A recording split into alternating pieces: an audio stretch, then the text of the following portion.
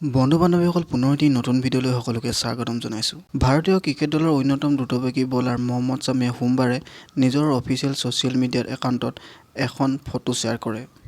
য'ত খেলুৱৈগৰাকীৰ ফটোখনত হাস্পতালৰ বিচনাত নাকত টিউব আৰু হাতত চেলাইন লৈ চিকিৎসাধীন হৈ থকা দেখা গৈছে। বৰ্তমান দ্ৰুতবেগী বলাৰ মহম্মদ ছামীক ব্ৰিটেইনৰ এখন হাস্পতালত অস্ত্ৰোপচাৰ কৰা হৈছে। 2023 বৰ্ষৰ মহম্মদ ছামীৰ শেহতীয়া বিশ্বকাপৰ প্ৰদৰ্শন উল্লেখনীয় আছিল। খেলুৱৈগৰাকীয়ে অষ্ট্ৰেলিয়াৰ বিৰুদ্ধে পৰৱৰ্তী টি-20 ঘৰুৱা ছিৰিজ আৰু দক্ষিণ আফ্ৰিকাৰ এখনতো অংশ ল'ব নোৱাৰিলে। বৰ্তমান ইংলেণ্ডৰ শৃংখলাতো তেওঁ খেলা নাই। আগন্তুক IPL খেলতো মহম্মদ ছামীয়ে খেলিব পাৰিব নে নোৱাৰে তাক লৈ বহুত প্ৰশ্ন উঠিছে, কাৰণ খেলুৱৈগৰাকী সুস্থ হ'বলৈ আৰু সময় লাগিব। দ্ৰুতবেগী বলাৰ মহম্মদ ছামীয়ে ভাৰতৰ 2023 চনৰ এদিনীয়া বিশ্বকাপৰ সময়ত আঘাতপ্ৰাপ্ত হৈছিল আৰু সেই বিশ্বকাপৰ পৰাজয় হোৱাৰ পিছৰে পৰা মহম্মদ ছামীয়ে কোনো ক্ৰিকেট মেচ খেলা নাই।